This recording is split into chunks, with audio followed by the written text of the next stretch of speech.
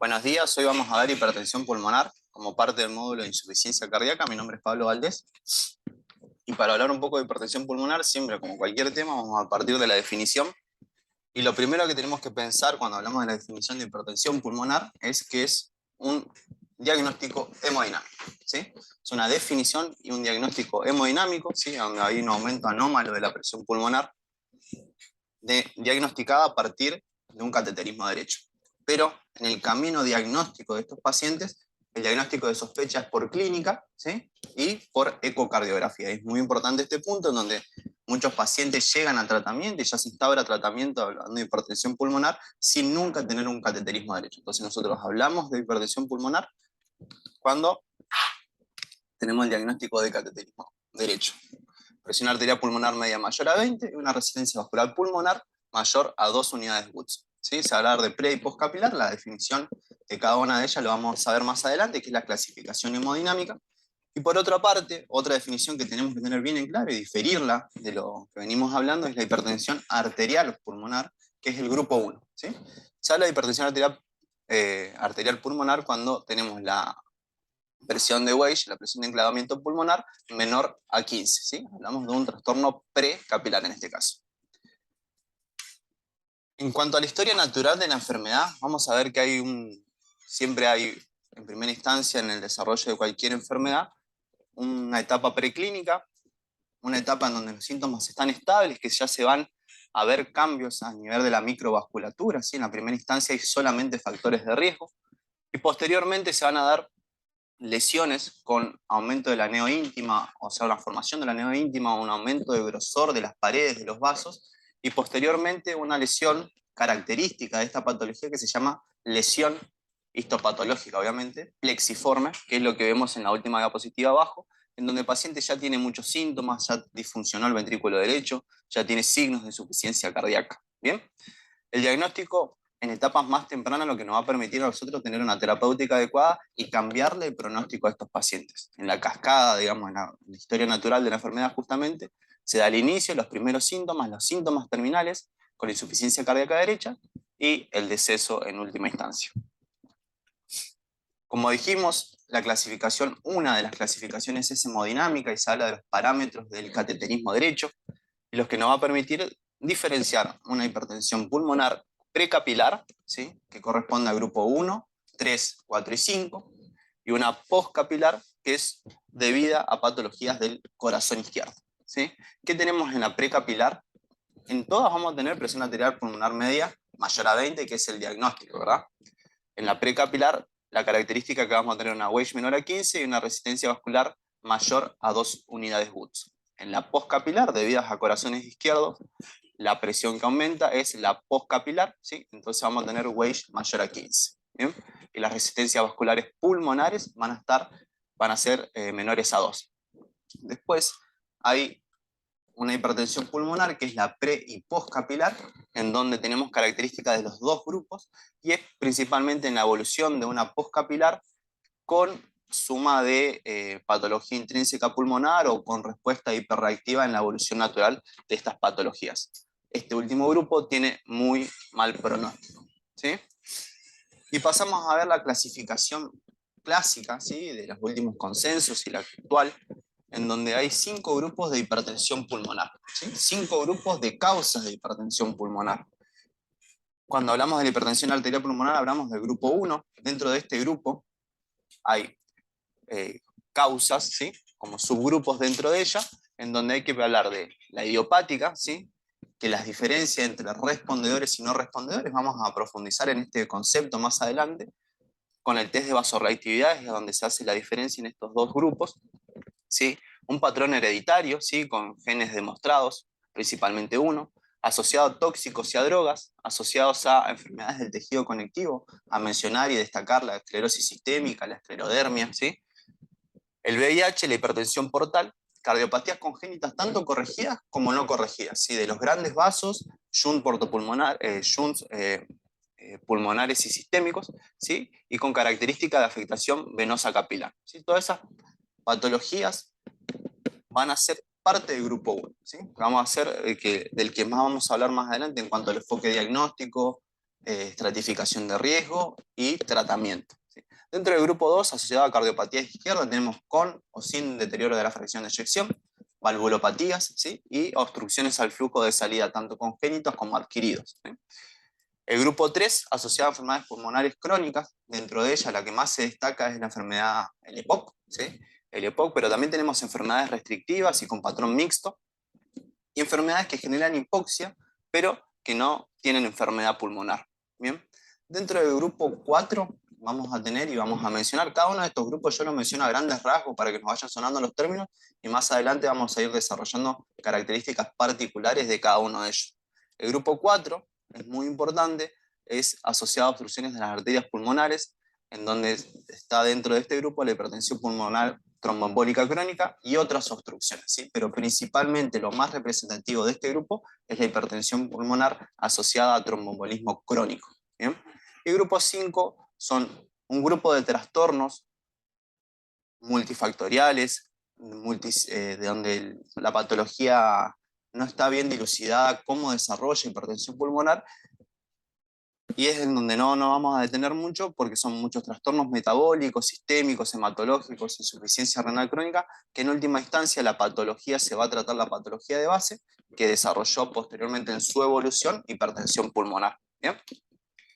Acá en este cuadro me gustó porque lo que va en primera instancia, la clasificación clínica es lo que expone en los primeros cuadros, ¿sí? lo que venimos hablando.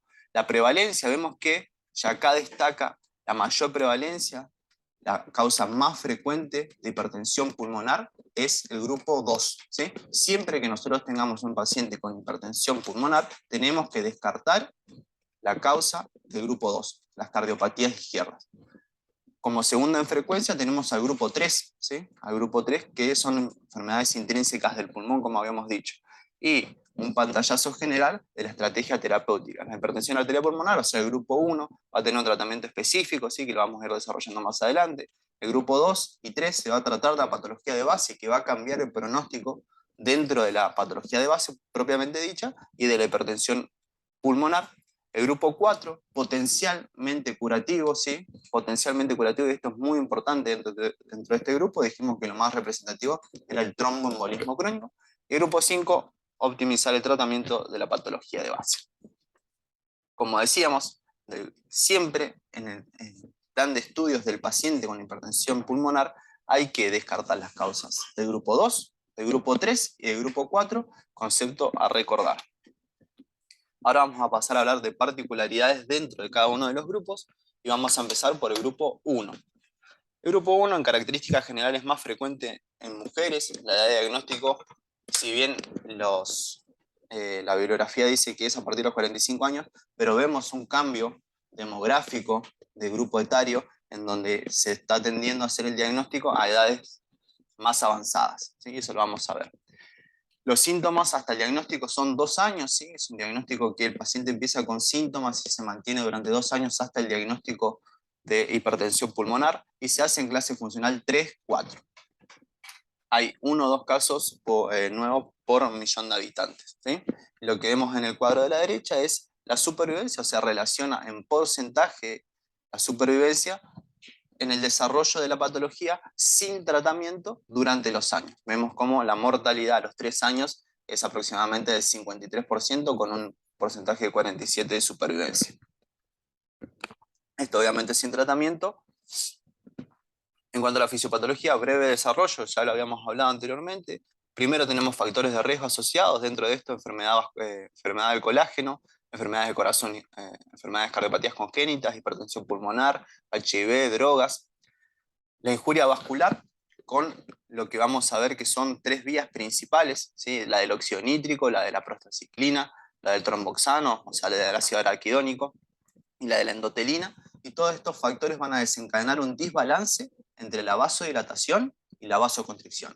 O sea que el concepto general es que hay un desbalance entre estas sustancias que nosotros estamos mencionando que va a generar mayor vasoconstricción, mayor formación de vaso, mayor hipertrofia y disminución de la luz, para en última instancia generar la patología de hipertensión pulmonar con la lesión característica que habíamos mencionado, que es la lesión plexiforme en la luz del vaso, que es lo que se ve acá, en esta parte, en la última parte. Neovascularización, solamente para destacar y gráficamente demostrar cómo disminuye la luz con los cambios estructurales en las paredes de las grandes arterias y las paredes de las arteriolas, y vemos cómo se desarrolla la lesión plexiforme. La fisiopatología, ¿sí? Proliferación intimal, hipertrofia muscular, lesiones plexiformes y arteritis. Un preparado histológico donde demuestra justamente en pacientes que se han trasplantado o en necropsias, en donde se ve justamente las lesiones histopatológicas en un preparado de anatomía patológica.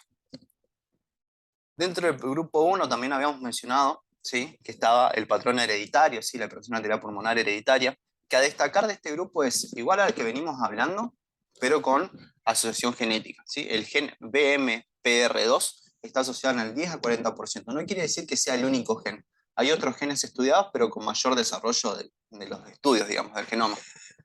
¿Y qué permite esto? Haciendo diagnóstico de un patrón hereditario, estudiar a familiares de primer grado, justamente dentro del estudio del paciente.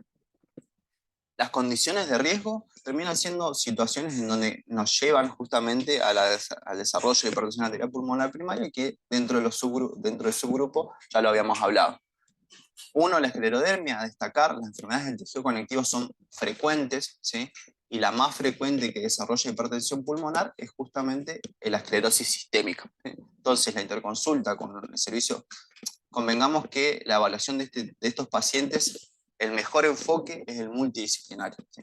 El multidisciplinario con un equipo que evalúa al paciente, y la interconsulta con un reumatólogo siempre tiene que estar con un panel de patologías del colágeno que lo incluya dentro del estudio del paciente. Consumo de fármacos anorexígenos, el Aminorex, hablando un poco de la historia de la enfermedad, generó una epidemia a nivel europeo con el consumo de este fármaco, con el objetivo de esto justamente es un anorexígeno para bajar de peso. Y en el cuadro de la derecha vemos los fármacos que están definitivamente asociados al desarrollo de hipertensión pulmonar, a la cabeza del Aminorex, pero hay otros, ¿sí? Y hay otros fármacos con probable desarrollo o con probable relación con desarrollo de hipertensión pulmonar, dentro de ellos a destacar las metanfetaminas y las anfetaminas, ¿sí? Las otras enfermedades del grupo 1, la esclerodermia ya la mencionamos, dentro de las patologías del tejido conectivo también hay que mencionar al lupus, ¿sí? Al lupus, a la artritis y a la enfermedad mixta del tejido conectivo. El HIV, justamente dentro de la patología, dentro del estudio del paciente, hay que incluir la serología, ¿sí? Hay que pedirle HIV a este paciente como causa frecuente también de hipertensión pulmonar, y que nosotros cambiamos totalmente el pronóstico con la terapia antirretroviral. Eso es muy importante, llegar al diagnóstico de forma temprana y el tratamiento oportuno. Hipertensión portal, desarrollando el síndrome portopulmonar, cardiopatías congénitas y esquistosomiasis. La hipertensión portopulmonar, ¿sí?, es el desarrollo de hipertensión pulmonar a partir de una patología intrínseca hepática, ¿sí?, que no tiene relación el desarrollo de la patología intrínseca, ¿sí?, o sea, el estadio evolutivo, el compromiso hepático, con la correlación de la parte pulmonar, ¿sí?, la afectación pulmonar. Partiendo de la cirrosis y de la afectación hepática, se dan dos síndromes muy distintos, dos enfermedades completamente distintas. El síndrome hepatopulmonar, ¿sí?, que es el que más conocemos, ¿sí?, que no tiene tratamiento eficaz propiamente dicho, sino el tratamiento de la causa, digamos, la evolución posterior al trasplante también varía mucho entre paciente y paciente. Y por el otro lado, lo que venimos hablando en esta clase, ¿sí?, a mencionar la hipertensión portopulmonar, que es menos frecuente, representa solamente el 2%, y el tratamiento para la hipertensión, o sea, se debe dar tratamiento para la hipertensión pulmonar por un lado, y por el otro, ofrecer el trasplante, si bien la evolución también es variable. Dentro de esta patología de hipertensión arterial pulmonar primaria, subgrupo hipertensión portopulmonar, el desarrollo de cirrosis y la afectación cardíaca son los factores pronósticos más importantes en la historia de estos pacientes. La asociada a cardiopatías congénitas, solamente mencionar que uno tiene que pensar en patologías que desarrollen en ese medio, o sea, que hagan cambio de flujo de derecha a izquierda, de izquierda a derecha, ¿sí?, las presiones pulmonares se equiparan y aumentan por demás de las sistémicas y se da una inversión del flujo. Shunt pulmonares sistémicos asociados a pequeños defectos y aún con cardiopatías congénitas corregidas. Acá lo que vemos es la relación de cada uno de los subgrupos, ¿sí?, de hipertensión arterial pulmonar primaria, y a destacar el pronóstico, el mal pronóstico de las enfermedades del tejido conectivo, ¿sí? Son las que menos supervivencia tienen a lo largo del progreso de la enfermedad. Es la línea negra que está al último. Y vemos como la del HIV, en otro gráfico lo vamos a ver que está mucho más abajo, ¿sí?, pero con la terapia antirretroviral se ha logrado mejor pronóstico en estos pacientes. Dentro del grupo de hipertensión arterial pulmonar primaria, cuando nosotros estamos sospechando y estamos llegando al diagnóstico de causa idiopática hereditaria o sea, toxinas, uno tiene que hacer el test de vasorreactividad, ¿sí? Durante el cateterismo derecho es muy importante hacer el test de vasorreactividad y tener el resultado del mismo. ¿Por qué? Porque aparte de tener la valoración hemodinámica, esto nos permite, el test de vasorreactividad, determinar con qué tratamiento el paciente puede estar, ¿sí? Propiamente vamos a hablar del test de vasorreactividad positivo cuando haya una caída de la presión pulmonar arterial media de 10 milímetros de mercurio y el nivel, o sea, el valor medido es menor a 40 milímetros de mercurio, ¿sí? Los fármacos que se usan durante el cateterismo derecho pueden ser óxido nítrico inhalado, hilopros inhalado, ¿sí? Y de esta forma determinar si es positivo el test, que el paciente puede usarse bloqueantes cálcicos dentro del tratamiento de la hipertensión arterial pulmonar, ¿sí? Por eso es tan importante. Lo que no quiere decir que cuando yo hago el primer cateterismo, diagnóstico de hipertensión pulmonar, test de vasorreactividad positivo, se mantenga durante el tiempo respondiendo a bloqueantes cálcicos. Entonces esto determina que yo, como médico del paciente, tengo que determinar en la evolución de la enfermedad otras determinaciones a ver si sigue respondiendo, ¿sí? Entonces a los 2, a los 6 y a los 12 meses se sugiere un nuevo control, ¿sí?, con el test de vasorreactividad. Acá vemos un ejemplo en donde se ve la línea basal, ¿sí? Después se le pone óxido nítrico inhalado y a partir de eso se ve que el primer valor que tenemos es 58, o sea, diagnóstico de hipertensión pulmonar. Después del test de vasorreactividad, o sea, después del óxido nítrico inhalado, lo que se hace, se vuelve a medir la presión arterial pulmonar media y se tiene un valor 25, o sea que cumple los dos criterios. Es menor a 40 y cae más de 10. Y como le decía, a los 3, a los 6, a los 12 meses, con tratamiento de bloqueantes cálcicos se debe repetir el test a ver si sigue siendo respondedor. Dentro de este grupo, y por último, ¿sí?, parte del grupo 1 está la enfermedad veno-oclusiva. ¿Qué características particulares tiene la enfermedad veno-oclusiva? Que tiene un mal pronóstico, una muy mala evolución, son pacientes muy jóvenes, son pacientes que se comportan muy hipóxicos, ¿sí?, desde el diagnóstico, y tienen una relación con un gen que es el EIF2AK4. Y lo que tenemos como característica también es que en la tomografía, como vemos en la imagen de abajo, tiene un compromiso intersticial, una intersticiopatía, se podría decir, y además de eso, tiene que, nosotros llegamos al diagnóstico de hipertensión pulmonar de grupo 1, instauramos tratamiento específico y los pacientes responden con edema agudo de pulmón, ¿sí? Eso es muy característico de este grupo. No andan con el tratamiento de base, por eso también el peor pronóstico, ¿no? Como les decía anteriormente, veamos que dentro de el pronóstico lo determina el grupo. Dentro del pronóstico de este grupo vemos que las cardiopatías congénitas son las que tienen mejor pronóstico, la hipertensión arterial pulmonar primaria, las colagenopatías, y aparece por debajo, con mayor mortalidad, el VIH. Pero bueno, a destacar que esto se ha modificado con la terapia antirretroviral. Ahora sí, cerramos el grupo 1, pasamos al grupo 2. A mencionar del grupo 2 dijimos que lo formaban las patologías de la cardiopatía izquierda, ¿sí?, tanto con deterioro de la fracción de eyección como sin deterioro de la fracción de eyección. Por otra parte, obstrucciones congénitas bacterianas del tracto de salida y las enfermedades valvulares mitrales y aórticas. Es la causa más frecuente de hipertensión pulmonar, este concepto a recordar, hipertensión pulmonar, la causa más frecuente es la del grupo 2, no se beneficia de tratamiento específico, ¿sí?, y se debe tratar la patología de base, ¿no? El grupo 3, representado por las enfermedades respiratorias o enfermedades o hipoxemia, ¿sí? Dijimos que eran intersticiopatías, enfermedades restrictivas, enfermedad pulmonar obstructiva crónica, enfermedad mixta, hipoventilación alveolar y desarrollo de hipoxia sin patología pulmonar. Es la segunda causa en frecuencia, ¿sí? Este grupo es el segundo en frecuencia.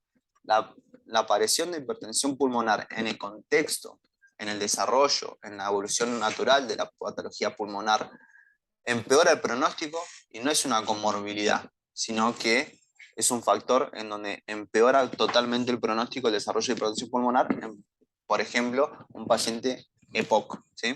El enfoque de tratamiento obviamente va a ser el de la patología de base, con oxigenoterapia, broncodilatadores, etc. Oxigenoterapia crónica, ¿sí? Domiciliaria.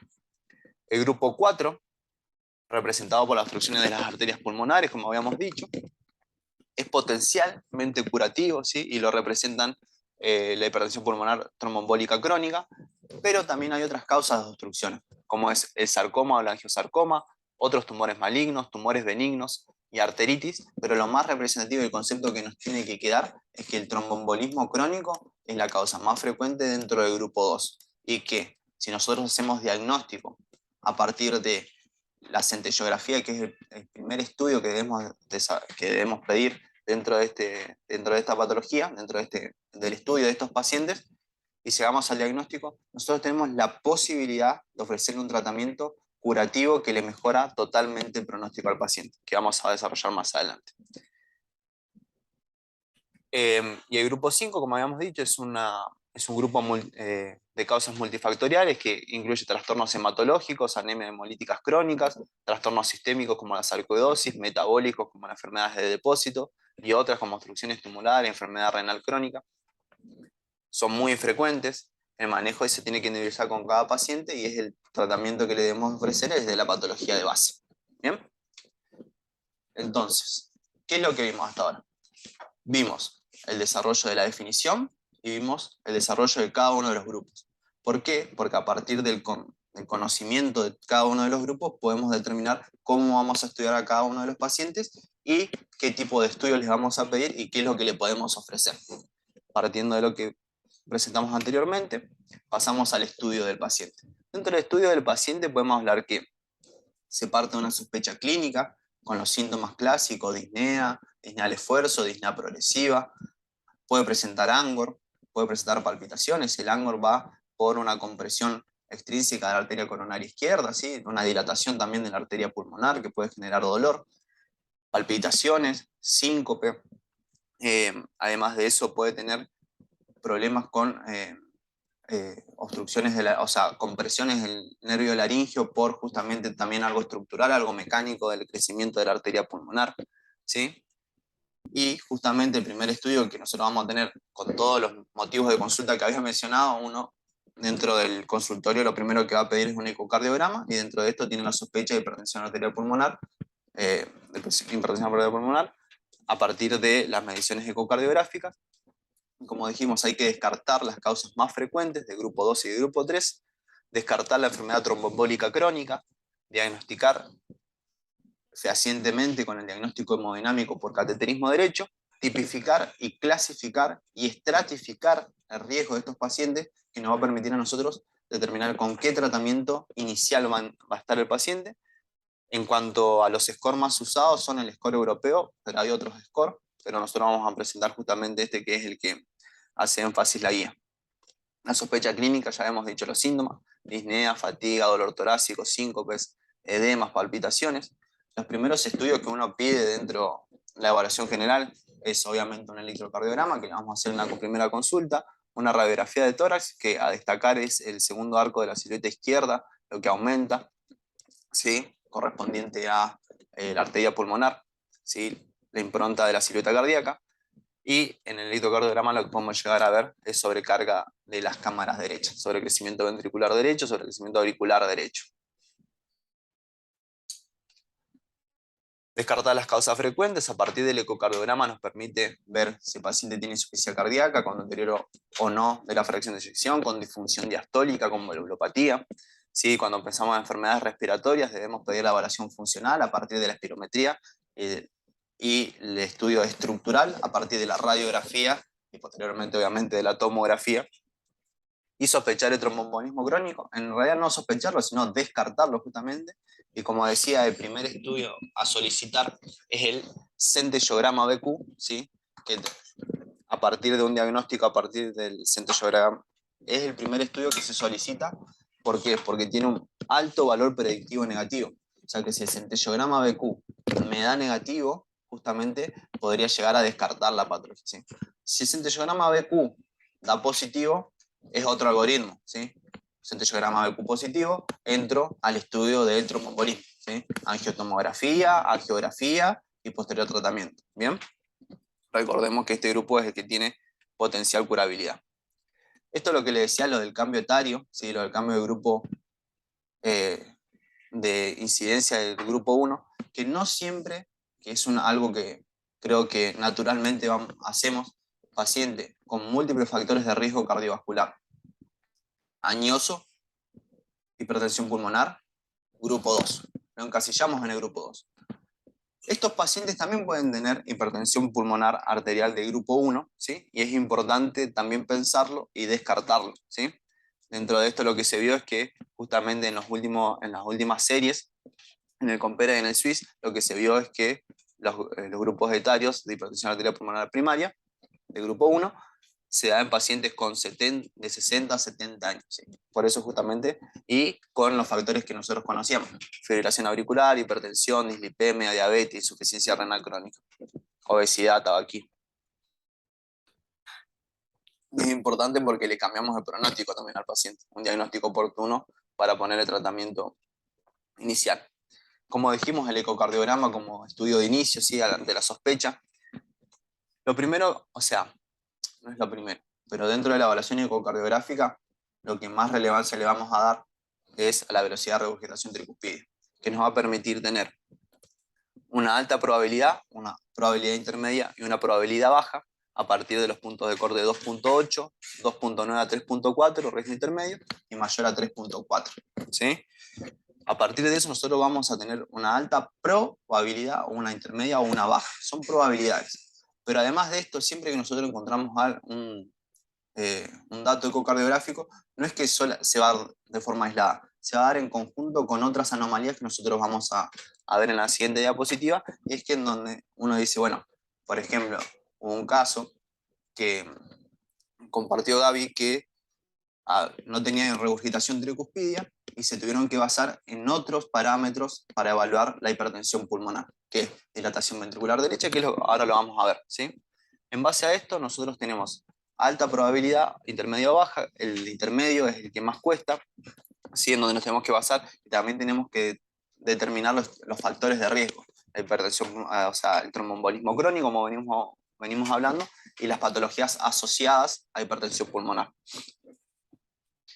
Los de probabilidad intermedia, en realidad en todos los grupos, pero principalmente en los de probabilidad intermedia, que no nos permite el jet de regurgitación determinar la alta o intermedia, la alta probabilidad de desarrollo de hipertensión pulmonar, o de que estamos enfrente de hipertensión pulmonar, son a destacar la dilatación del ventrículo derecho, vista en una apical 4 cámaras, una dilatación ventricular derecho en un paraesternal eje largo, la relación ventrículo derecho-ventrículo izquierdo mayor a 1, el tiempo de aceleración pulmonar mayor a 105, parámetros de función ventricular derecha como es el TAPSE, menor a 18, y dilatación auricular derecha. Todo partiendo de una obstrucción al tracto de salida del ventrículo derecho, sea dilatación bicameral, aurícula y ventrículo, y aumento de las presiones en las determinadas cámaras. ¿Sí?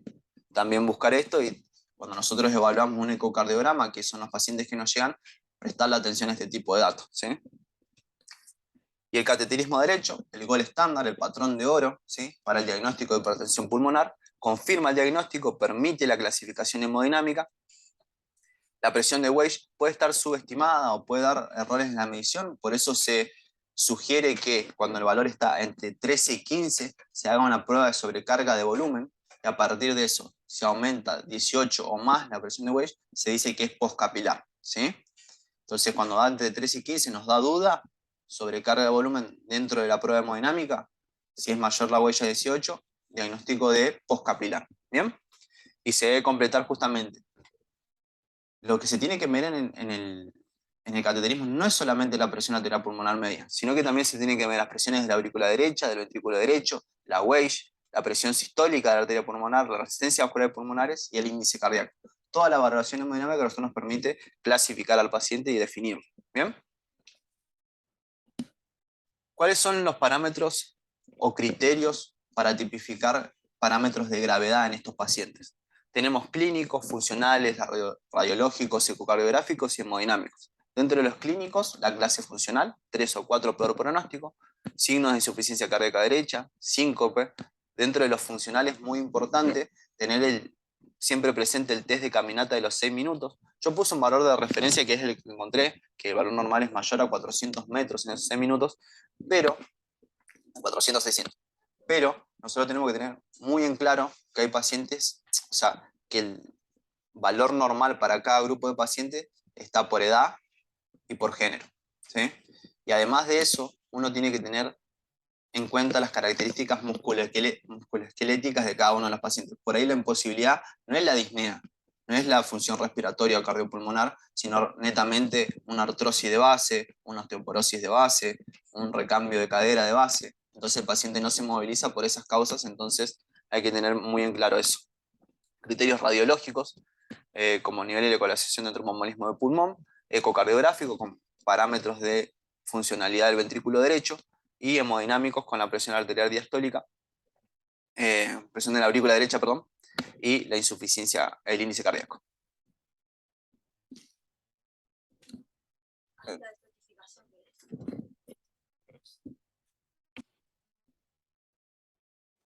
Lo alcanzaron, sí, pero no sé si... Ah, bueno. Para terminar con el tema, la estratificación de riesgo, ¿sí? Vamos a usar y vamos a destacar la de la guía europea, ¿sí? La del score europeo. Es el que se usa, hay que tener en cuenta que hay dos, ¿sí? Hay uno al diagnóstico y uno para el seguimiento, ¿sí? Con eso en claro, vamos a presentar el del diagnóstico. Yo llego al diagnóstico de hipertensión arterial pulmonar y a partir del diagnóstico de hipertensión arterial pulmonar,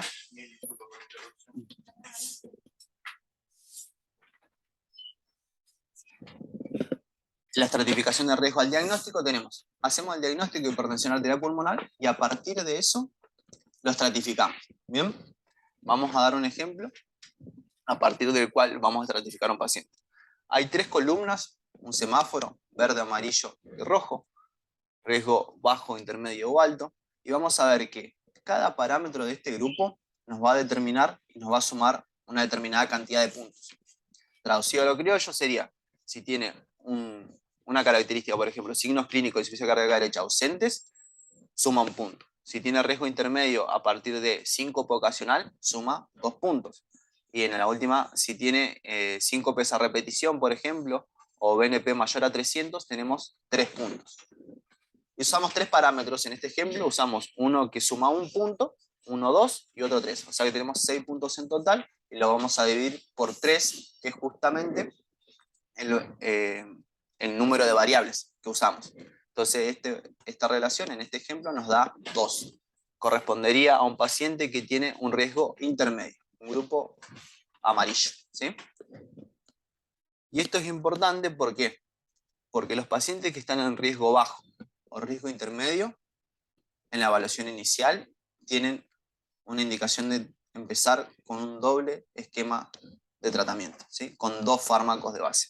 Muy diferente a lo que pasa en los pacientes con riesgo alto. Los pacientes con riesgo alto, supongamos que la suma en el otro ejemplo nos da mayor a 2,5, estos pacientes necesitan empezar con triple terapia, ser muy agresivos en el tratamiento inicial. Y como dijimos, dentro de la estratificación de riesgo también hay un score que nos permite reevaluar al paciente dentro de la evolución de la enfermedad una vez ya poniendo el tratamiento inicial, que es justamente uno más simplificado que tiene 4 variables. La clase funcional, el recorrido de los 6, o sea, el test de caminata de los 6 minutos, el BNP y el ProBNP. A partir de estos 4 parámetros, uno determina si está respondiendo o no. Si seguimos con el mismo tratamiento o no, que lo vamos a ver más adelante, dentro del tratamiento específico de cada uno de los grupos. ¿sí? Como habíamos mencionado, hay otros scores como Rivial que son más engorrosos, incluyen otras variables, ¿sí? En total son 14 variables, pero si bien es un buen predictor, en la práctica clínica se usa el que mencionamos anteriormente. Y dejamos el tratamiento específico.